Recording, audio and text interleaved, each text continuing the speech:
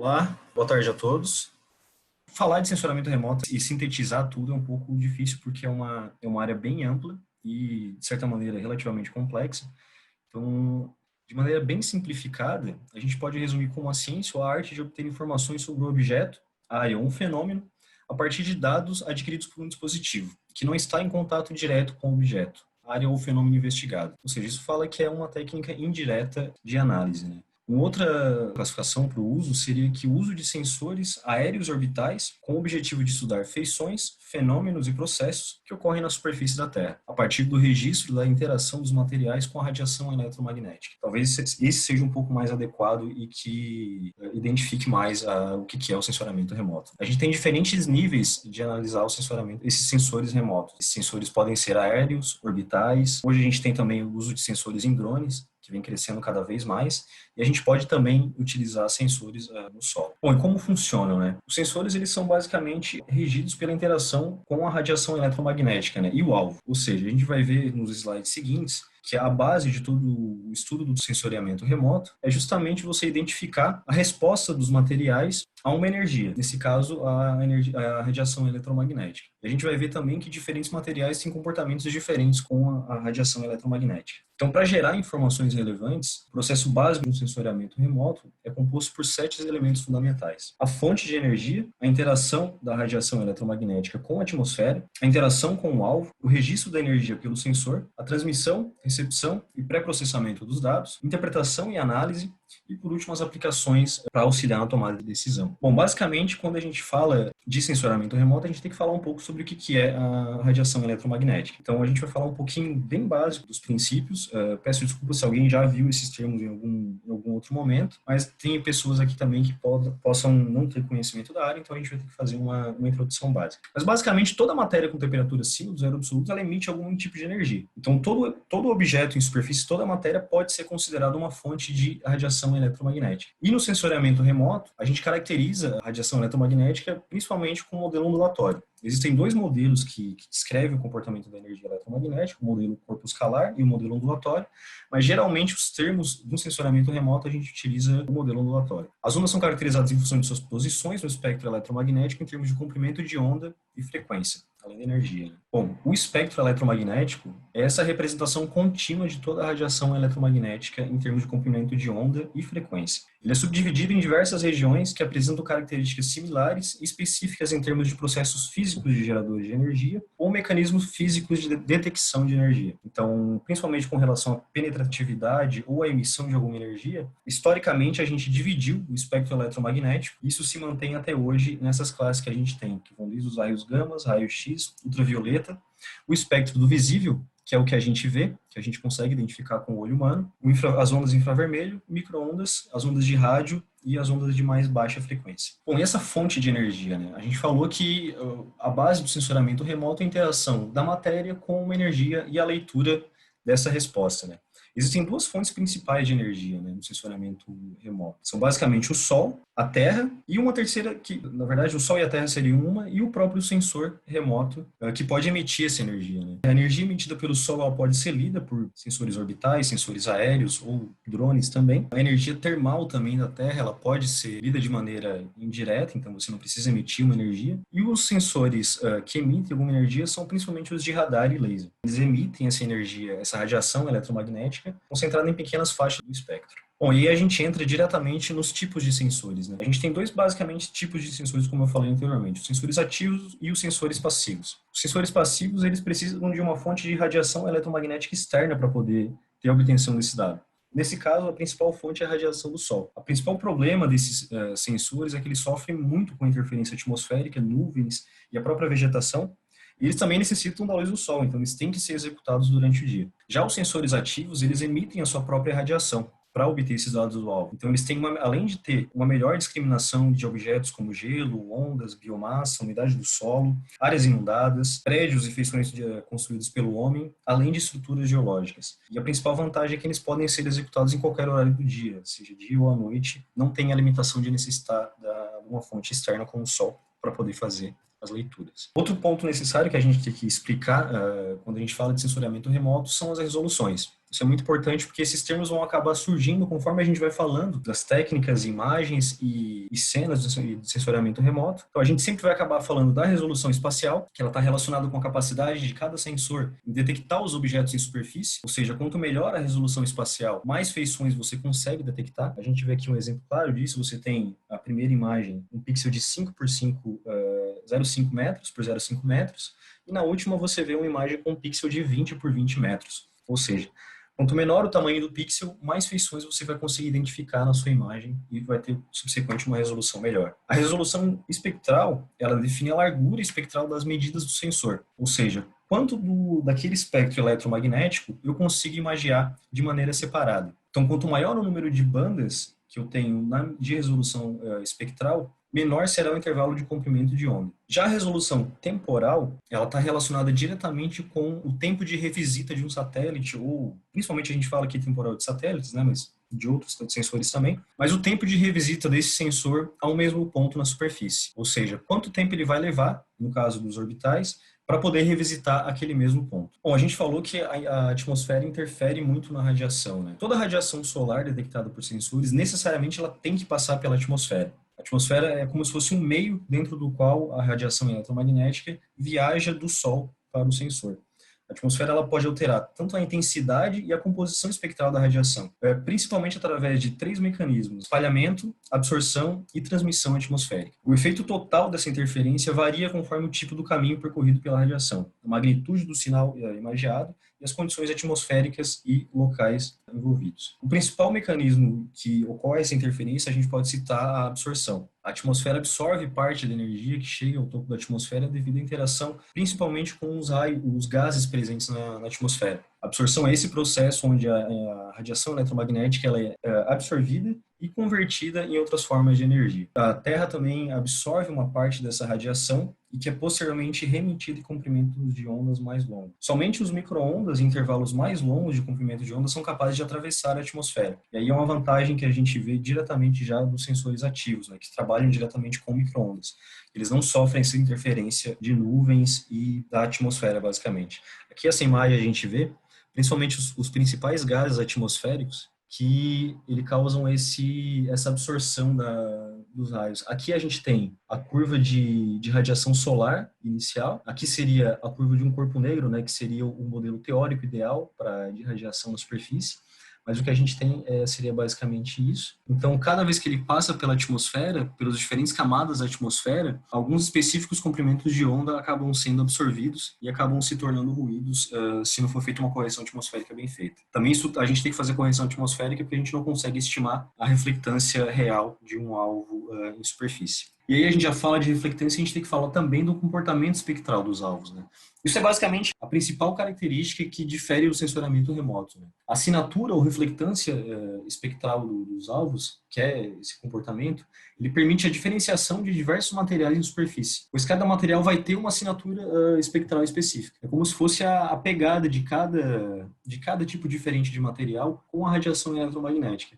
E é essa propriedade que a gente explora e faz o sensoramento remoto ser uma ferramenta tão poderosa. Então, aqui nesse gráfico, a gente vê o comportamento de uma água com fitoplâncton. Aqui a gente vê que é totalmente diferente de uma água limpa. Então, principalmente em estudos de contaminantes, corpos hídricos, qualidade de água, turbidez, sedimentos em suspensão em água, a gente pode utilizar alguns sensores de sensoramento remoto para poder diferenciar essas propriedades. Uma vez que a água ela não é diretamente detectada, mas a gente consegue ver especificadamente o que está dissolvido na água e o que está nesse meio aquoso aqui para fazer essa diferenciação. Aqui nessa imagem a gente vê isso. Aqui a gente vê um delta e a gente vê a variação, principalmente dos sedimentos, essa composição de banda realçou isso, a variação da granulometria dos sedimentos ao longo de um corpo aquoso. Esses dados, para a gente fazer essa assinatura espectral ou reflectância espectral, eles podem e devem ser calibrados em parâmetros de campo, através de um espectroradiômetro portátil ou de laboratório. O pessoal das ciências agrárias utiliza muito isso na classificação de qualidade de vegetação.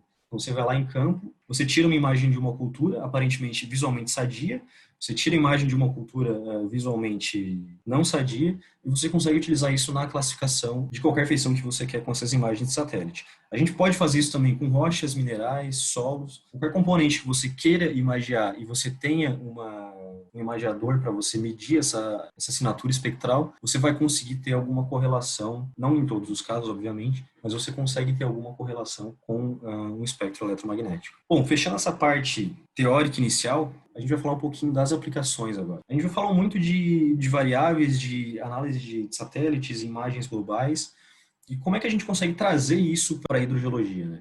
A gente vê essa figura clássica aqui do ciclo hidrológico e a gente tem que a gente pode se basear nela, né, para mostrar as principais aplicações do sensoriamento remoto em hidrogeologia. Com o avanço das novas tecnologias do sensoriamento remoto, a gente consegue obter informações de cada vez mais em grande escala e principalmente informações desses mais variados componentes do ciclo hidrológico, né? A gente conhece hoje que a maioria desses componentes, eles são modeláveis, né? Então você consegue estimar e você consegue trabalhar, utilizar essas variáveis como inputs para, seja um modelo matemático, analítico, você acaba tendo que ter algum desses parâmetros para você utilizar no seu estudo. Então, principalmente em estudos de águas superficiais, subterrâneas e de mudanças climáticas de média e larga escala, o sensoramento remoto ele tem um papel muito importante na forma de input para essas informações e para esses modelos, né? Então aqui a gente vê uma aplicação que a gente fez um projeto de uso e ocupação do solo. Aqui é uma classificação supervisionada, ou seja, nós definimos uma série de feições em subsuperfície, que você coleta esse ponto que identifica essa feição. Posteriormente, você coleta a banda e o espectro eletromagnético dessa feição em superfície, espectral de alvos que você definiu por imagem de satélite, para fazer uma classificação automática desses dados. Então você pega toda uma cena, você faz uma combinação de banda, nesse caso foi utilizada a combinação da banda do vermelho, verde e o infravermelho próximo, e você consegue posteriormente fazer uma classificação de cada valor de pixel que está associado a essas variações que você definiu, como uma propriedade, seja ela um solo exposto, uma rocha, floresta nativa, eucalipto, qualquer feição superficial que você consegue mostrar, e você vai posteriormente definir classes e vai fazer essa classificação da sua imagem. Um outro uso muito importante dos sensores é os índices de vegetação, né? Como o NDVI e o índice de área foliar. Existem outros, mas a gente vai falar um pouquinho só desses, porque eles são muito importantes na modelagem da zona não saturada. Principalmente porque o NDVI ele tem uma relação direta com o índice de área foliar, que está exposto nessa equação aqui, e que é um parâmetro bem difícil de medir, porque você tem que medir em campo o índice de área foliar. E quando você quer medir quanto que está infiltrando de água na zona não saturada, ou quanto que está sendo retido pelas plantas no topo das folhas, você precisa ter uma noção do seu índice de área foliar. Então, ele é muito importante, principalmente na modelagem integrada de águas superficiais e subterrâneas. Bom, um outro parâmetro que é extremamente difícil de medir em larga escala, e a gente pode utilizar um sensoramento remoto para poder fazer o uso desses parâmetros, é a precipitação. A gente vai falar do TRMM aqui, porque é o primeiro satélite que teve o mecanismo de poder estimar a precipitação remotamente em escala global. O RMM ele veio de uma parceria entre a NASA e a JAXA, que é o Serviço Geológico do Japão. Ele teve um tempo de vida de 1997 até 2015. Ele foi feito com 3 instrumentos principais de estimativa de precipitação. Uma grande vantagem dele é que ele pode fazer 91 minutos por órbita e 16 medições por dia no mesmo ponto. Então, o principal mecanismo do TRMM é esse radar de precipitação. Ele foi desenvolvido especificadamente por esse satélite. Ele foi o primeiro radar de precipitação a ser lançado no espaço. Ele foi desenvolvido pela JAXA no Japão. Então, ele é um sensor ativo, como a gente falou, de sensores ativos e passivos, de 13,8 GHz. E ele mede a distribuição da precipitação em 3 dimensões e a espessura da camada de chuva. O segundo imagiador também, no caso aqui passivos, mas é de micro-ondas também, mas é um radiômetro de micro-ondas passivo de 8 canais, ele vai de 10 GHz até 85 GHz, e ele consegue imaginar a distribuição vertical integrada do conteúdo de precipitação, ou seja, o conteúdo de água líquida nas nuvens. Um terceiro sensor desse satélite é o scanner visível infravermelho. Ele mede a radiação em 5 regiões espectrais do visível, do infravermelho próximo, entre 0,63 e 12 micrômetros, e possui observações de alta resolução da cobertura areal das nuvens, ou seja, o tipo de nuvem e a temperatura da nuvem no topo da nuvem. Ele tem uma resolução espacial de 2 km. Bom, todos esses sensores, eles são integrados nesse algoritmo que é o 3B43. Ele consegue pegar essas informações de sensores passivos e ativos de micro-ondas e um sensor de infravermelho e converter nessas estimativas de precipitação. O problema é que ela acaba gerando um pixel de 25 por 25 km, ou seja, é uma grande área, a resolução espacial espacial, e uma resolução temporal muito boa, que é de a cada 3 horas. Alguns satélites mais novos gerem informações a cada 1h30 ou a cada 2 horas. Então, além de pegar essas informações do TRMM, a NASA ela faz uma calibração com uma série de outros satélites de infravermelho e micro-ondas, como o MTSat, o Meteosat, até satélites de defesa meteorológica dos Estados Unidos e o NOAA, para poder fazer uma calibração. E existe também um grupo global de calibração dos dados TRMM com estações em campo, para você ter uma melhor aderência do modelo estimado, nesse caso a precipitação, com o que está sendo realmente ocorrendo em campo. Aqui a gente vê radar de precipitação, a gente vê como ele imagia as nuvens, né? As nuvens são cortadas em camadas de 250 metros de espessura com 5 quilômetros na horizontal. A partir dessas seções, ele gera imaginamento 3D das massas de chuva. Vou mostrar aqui um videozinho bem curto que mostra uma tempestade nos Estados Unidos, né? E ele imaginando essa massa de chuva.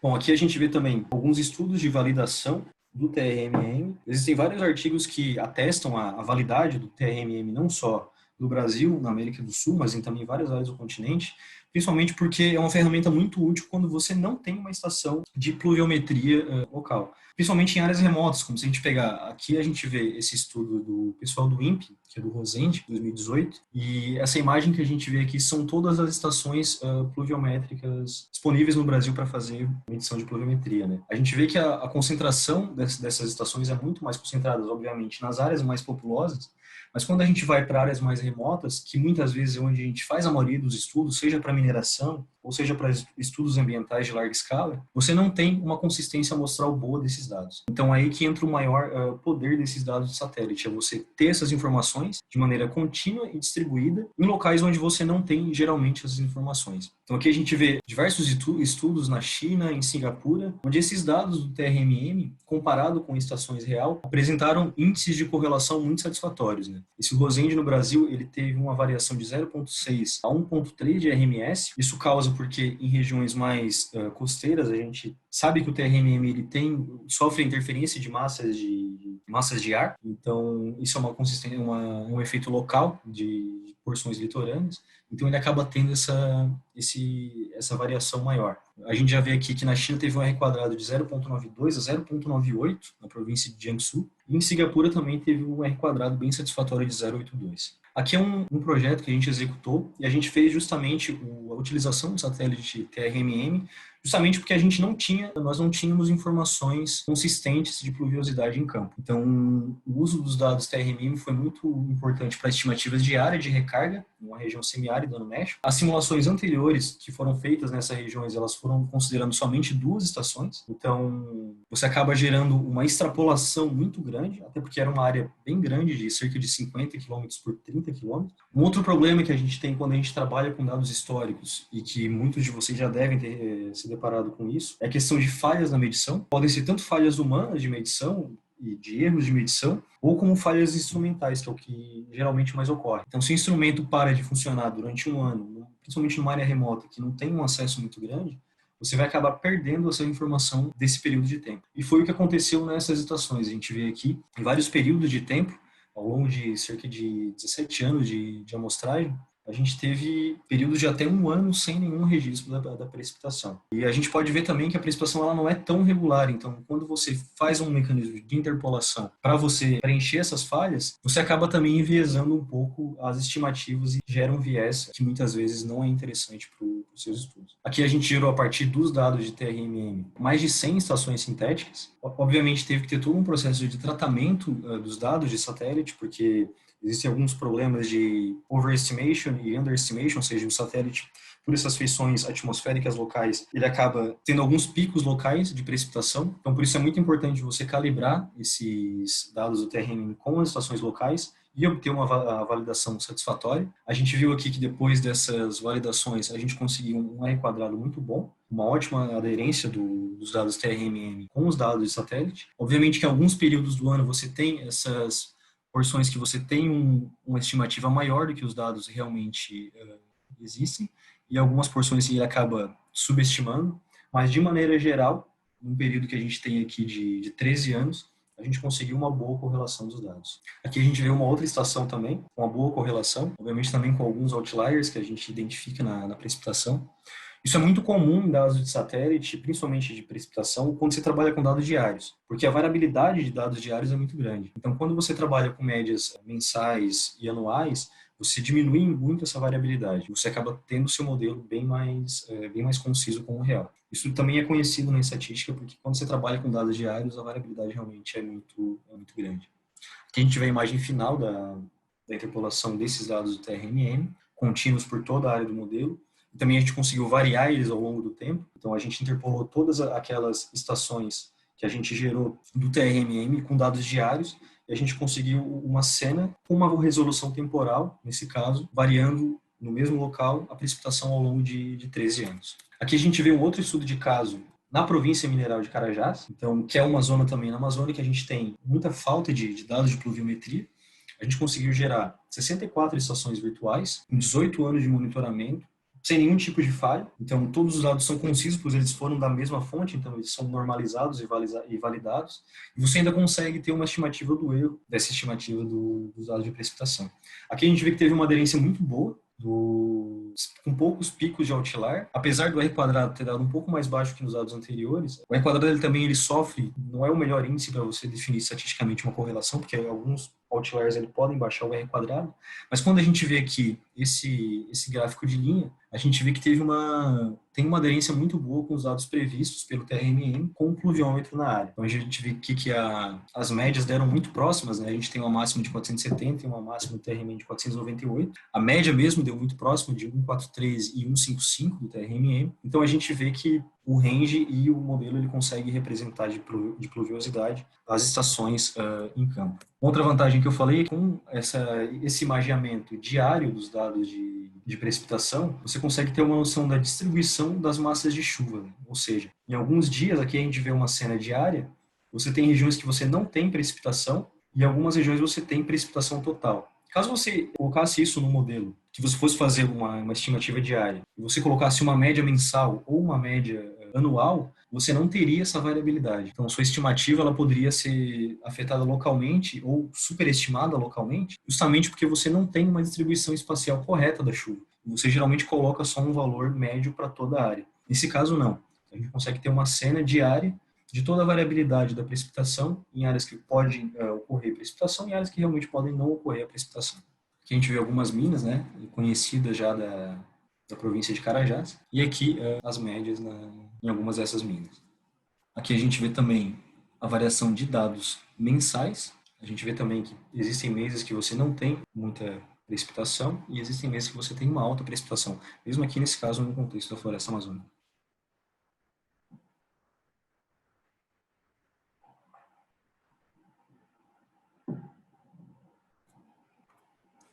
Bom, como eu falei anteriormente, o TRMM ele teve seu período de medição de 98 até 2014, então ele foi encerrado a medição nesse satélite, mas contudo houve uma continuação e uma atualização feita tanto pela NASA quanto pela Agência Europeia de Dados Espaciais para ter uma continuação desses dados de precipitação, uma vez que eles são necessários para diversas áreas, não só na hidrogeologia. Então a gente tem a continuação do TRMM, é a constelação GPM, que é uma série de satélites, incluindo o TRMM, que são unificados junto com o algoritmo para você poder fazer essa melhor estimativa de precipitação. Ele tem uma resolução espacial muito maior, de 5 quilômetros, as medições a cada 90 minutos, a cada 1h30, e também ele tem uma combinação e uma retrocalibração com os dados do TRMM, para poder ter essa resolução temporal muito maior. E também uma parceria com diversas organizações mundiais. A gente falou também ali da questão da resolução do TRMM, mas muitos estudos também vêm mostrando que a gente pode usar os dados TRMM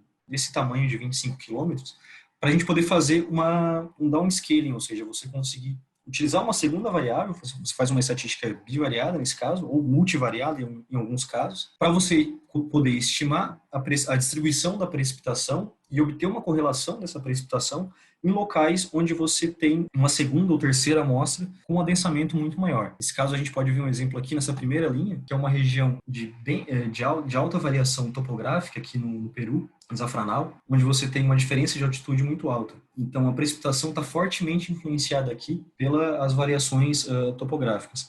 A gente vê que teve uma correlação muito boa da precipitação com a topografia. A gente teve um R quadrado de 0,86 e a gente conseguiu pegar um dado de topografia com uma resolução, nesse caso aqui, de 1 quilômetro e conseguir reduzir essa escala da precipitação, que era anteriormente de 25 quilômetros, e você obter uma distribuição de precipitação com um pixel de 1 quilômetro, muito acima da maioria dos satélites de precipitação e de outros dados de precipitação. Então, existem diversos artigos que descrevem essas correlações. Aqui a gente tem na linha de baixo, a figura E até a G, um segundo caso de correlação, que foi a utilização do NDVI, que existe em algumas áreas também uma correlação entre o NDVI e a precipitação. Nesse caso aqui, a gente vê uma correlação negativa do NDVI com a precipitação, não tão satisfatória, mas existe uma correlação e a gente consegue também extrapolar um pouco e fazer umas interpolações para você reduzir essa escala da precipitação e poder ter um imaginamento mais distribuído. Nós fizemos também esse estudo aqui, ele foi publicado no último congresso de águas subterrâneas aqui no Brasil,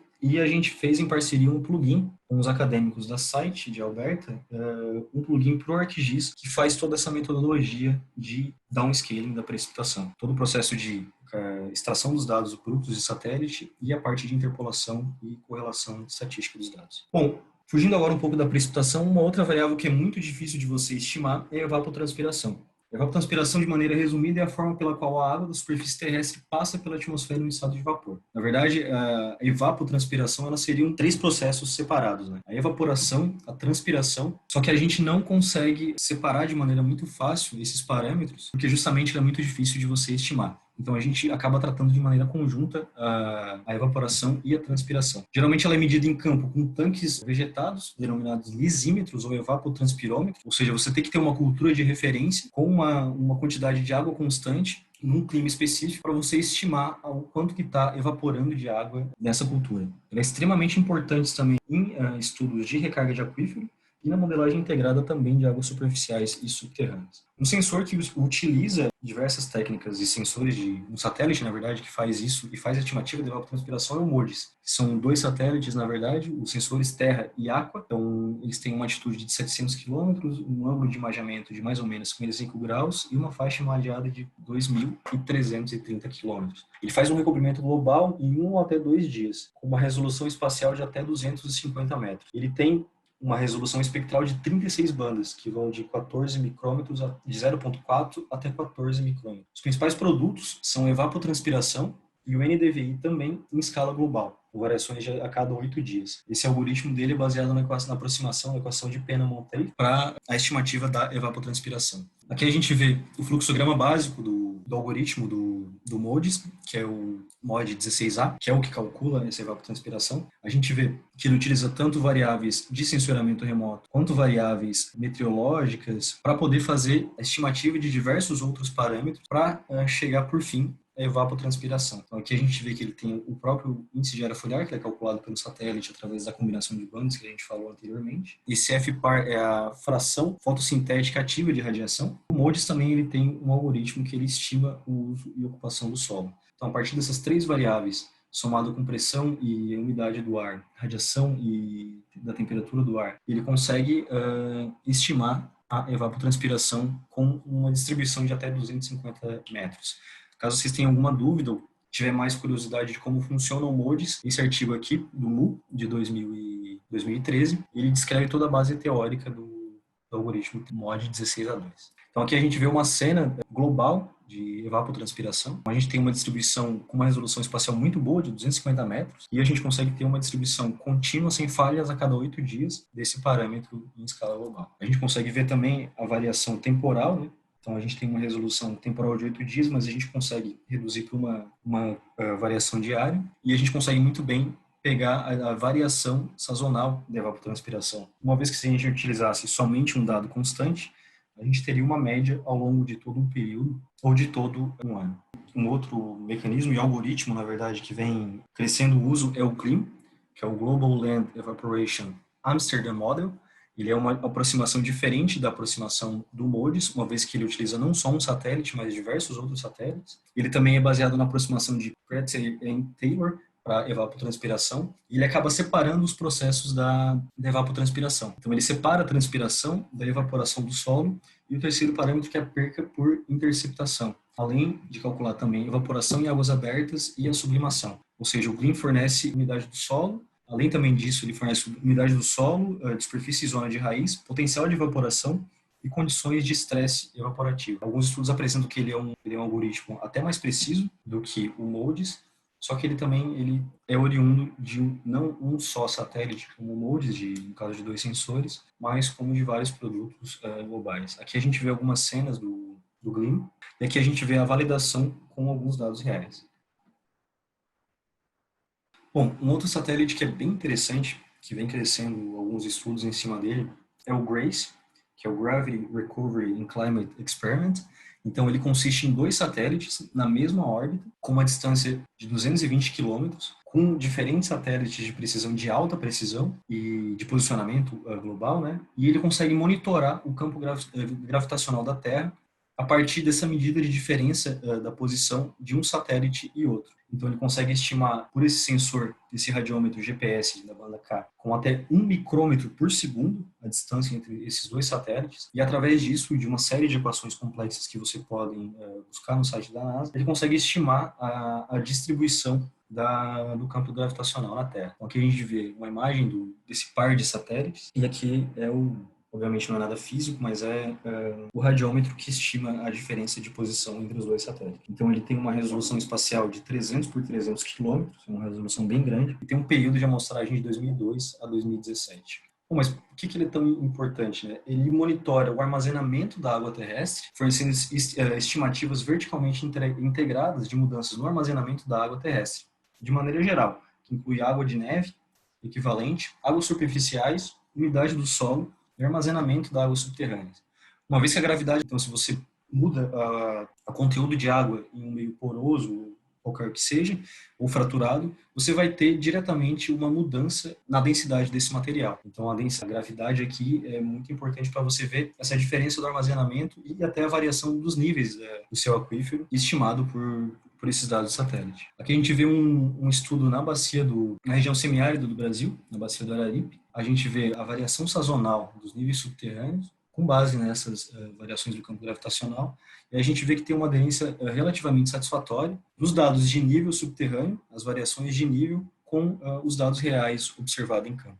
Bom, aqui a gente fecharia essa parte final, todo o webinar, na verdade, mas tem uma ferramenta que está crescendo muito com o uso do sensoriamento remoto, e que eu achei que é muito interessante mostrar a todos vocês, uma vez que a gente falou muito de modelos globais e modelos de estimativas globais, que é o Google Earth Engine. Alguns de vocês já possam ter conhecido, mas eu creio que alguns não conheçam, então é uma ferramenta bem poderosa, muito interessante de apresentar para vocês agora. Ele é uma ferramenta gratuita da Google, por enquanto, então ele é uma plataforma na nuvem de análise de dados espaciais. Então, nesse caso, você analisa o dado de maneira global, né? É uma plataforma de grande processamento computacional, ela é feita toda na nuvem pela Google, e você consegue utilizar toda a constelação de satélites da NASA, que são disponíveis gratuitamente, né? Para você poder fazer estudos em superfície. Então, a gente vê aqui uma breve apresentação do site. Então, aqui a gente vê o editor de código do Google Earth Engine. Então, aqui você consegue buscar uma série de variáveis. Então, se eu botar TRMM, ele já vai conseguir puxar aqui o TRMM. Então, a gente já vê aqui que já tem o GPM. Então, a gente tem todos aqueles satélites que a gente falou ao longo do webinar. Você consegue editar os parâmetros que você quiser nesse editor de código. E você consegue rodar aqui, por exemplo, gerar gráficos e extrair informações desses dados de satélite de maneira totalmente na nuvem e em grande escala. Aqui a gente vê um dado de topografia. A gente consegue ver que ele tem uma ótima resolução, ele tem a resolução nativa do satélite, então ele vai trabalhar com a resolução que o satélite trabalhar, e você consegue ter essa distribuição com um poder computacional muito grande, totalmente pela internet. Aqui a gente vê também um outro scriptzinho que é o do TRMM, então a gente consegue ter variações diárias, horárias ou sazonais do TRMM, então a nível global. Isso é muito importante porque os dados do TRMM eles são extremamente difíceis de trabalhar, Então, ele vem no formato .cdf, então você tem que fazer todo um processamento para extrair esses dados, porque ele é multidimensional, ele tem x, y, z e tempo, porque ele vem tudo num arquivo só, o período que você imaginar. Então, você já trabalha aqui de maneira integrada os dados e todo o domínio disponível para esses dados. Né? Aqui um terceiro exemplo é a evapotranspiração. Então, aqui a gente está puxando, nesse caso aqui é um código já pronto, né? Mas você tem que descrever o código aqui, do satélite MODES. Então, você tem aqui a variação de evapotranspiração em escala global. Então, você consegue aqui, a gente pode aproximar para uma cidade aqui. No caso, ele vai ter a resolução nativa do satélite, né, que é de 250 metros. Mas você consegue ver a distribuição regional e local dessas variáveis que você quer. Esses dados aqui do Earth Engine você consegue exportar também, na forma de pontos ou perfis. Tudo isso você consegue editar nesse editor de código aqui e você consegue trabalhar com esses dados. Aqui uma última apresentação breve só do que ele pode fazer. Aqui a gente tem um modelo de relevo sombreado. Então você consegue ter um relevo sombreado do SRTM a nível global.